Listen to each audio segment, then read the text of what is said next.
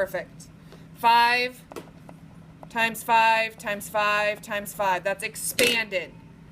Standard 1. I can write exponents in expanded form. What if I had this problem? How would you write this in simplified form? How would you write x, x, x, y, y, y, x times x times x times y times y times y? How would you write that in simplified form, Safi? Perfect. That's standard 1. We didn't really do a whole lot of this because that's from elementary school. Then we moved on. I can know and understand all properties of exponents. And we talked about multiplying, and you wrote down what you do. We talked about powers with a powers, meaning 2 exponents touch, and you wrote down your information. You wrote down the information for dividing powers, and you also wrote down the information for negative exponents.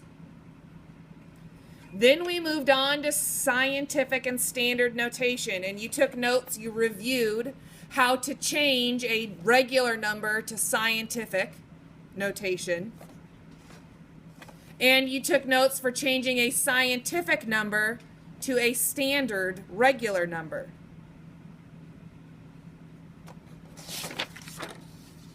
Now we're moving on to 4, which is on the back. And it's calculating sums, differences, products, and quotients of 2 or more numbers written in scientific notation. So, if I was going to give you 2 numbers to add the sum that are written in scientific notation, the first thing we do is we expand it. It's written in scientific notation, so we expand it. We make it a big, regular-looking number. After you expand it, you add. I'd use a calculator to make sure you don't make mistakes, but that's just me. After you expand it, write it as a regular number, then you add it. What do you do to your answer? Do you remember? Put it back into scientific form. Rewrite the answer in scientific notation. It's easy. You expand it, you write it as a regular number, then you just add them together because it's an addition problem. You're finding the sum. Then you take your answer and you rewrite it in scientific notation. It's almost exactly the same for differences. What do you think changes between the sum of scientific notations and the difference of scientific notation? Safi? Yeah. We still expand it, meaning make it a big number.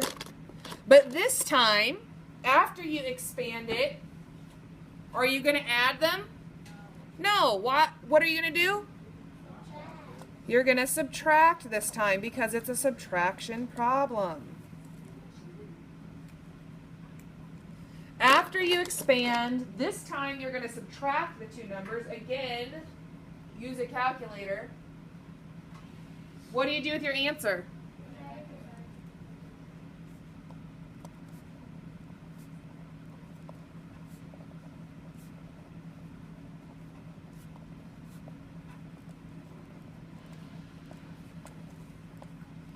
And remember, scientific notation is specific.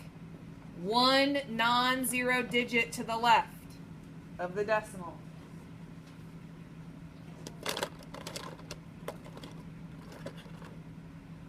There are different rules for products.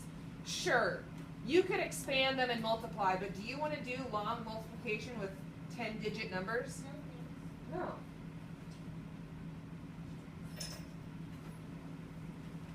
So, to find the product of 2 or more numbers written in scientific notation, what do you do first? We just did an example of it from your homework. How do you multiply 2 or more digits in scientific notation first?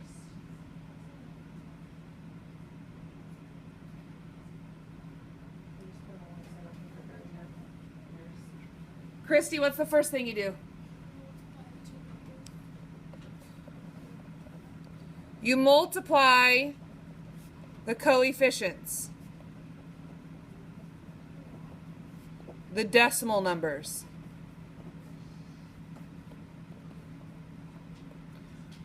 You multiply the numbers out front. 5.2.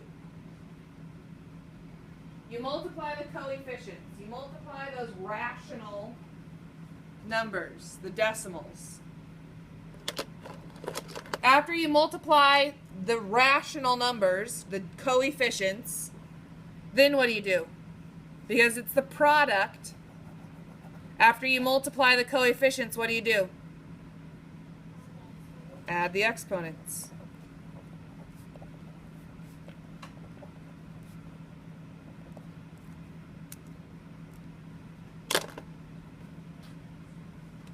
Reagan. After you multiply the coefficients, get an answer, write it down, then you're just going to add the exponents. You may have to fix your problem. What do you think we do for, this says differences. What should it say? Quotients.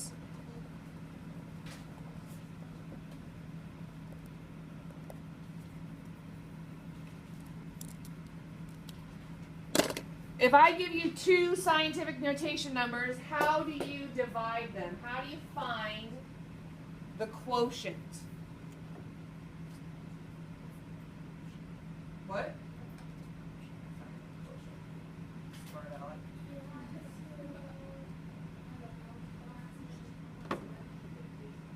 It's almost exactly the same as product, but it's finding the quotient. So think about what that means.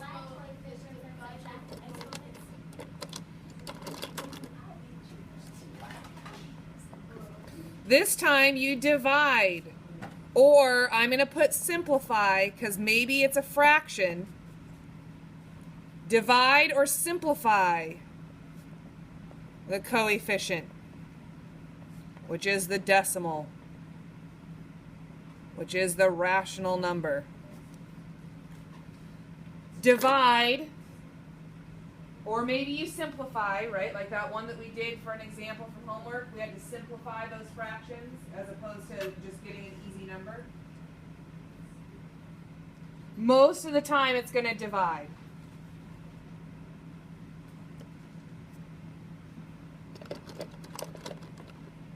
After you divide, what'd you say, Reagan? Yep. You subtract the exponents because it's a division problem. Is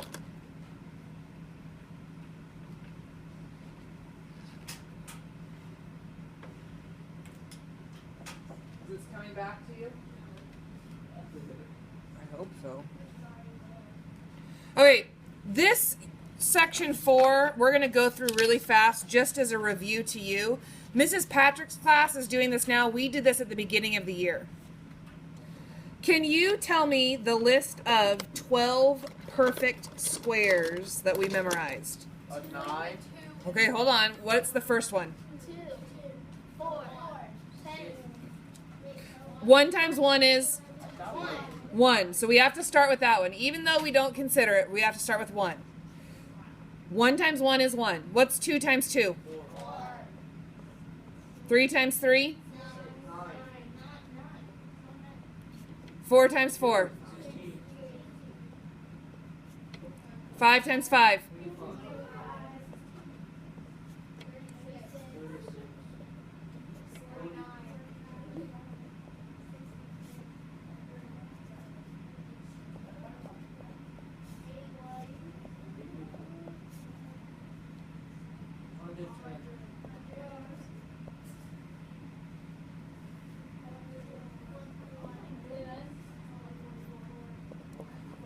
We stopped at 12.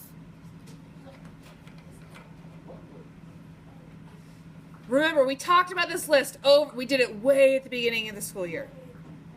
1, 4, 9, 16, 25, 36, 49, 64, 81, 100, 121, 144. And if we were estimating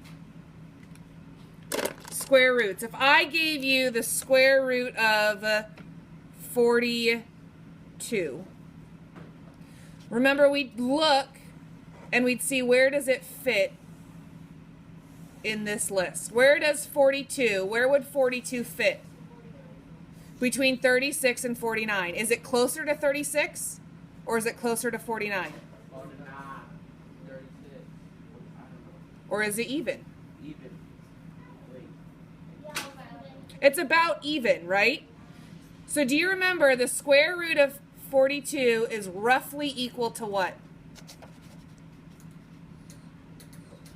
What's the square root of 36? 6. And what's the square root of 49? 7. So the square root of 42 is roughly even to 6.5.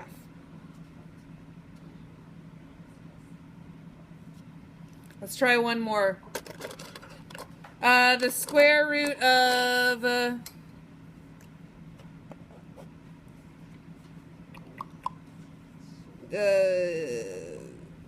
18. Where does 18 fit in my list of perfect squares? Between 16 and 25. Which one is it closer to? 16. So the square root of 18 is roughly equal to, if we rounded, equal to 4. You could say 4.1. It's rounding. It's estimating. Because it means it's not an equal. It means I'm estimating. I rounded my answer. Same thing with perfect cubes. This list gets big fast. 1 times 1 times 1. 2 times 2 times 2. 3 times 3 times 3. 4 times 4 times 4. 64. 5 times 5 times 5. And we stopped after 5. And we do the same thing with estimating cube roots. The difference is this time, instead of saying the square root, we put a 3 in front of it for a cube root. So if I told you the cube root of 20, where would that fit in my list of perfect cubes? Between 8 and 27, which one is it closer to? So I would round it to what? 1, 2, 3. So it's approximately 3. Is it less than 3? Yes, because 20 is less than 27. So could you say 2.8? Sure. Let's do the cube root of 98.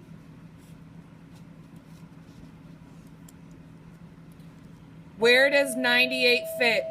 Hold on, finish this one. Between 64 and 125. So it's roughly 5.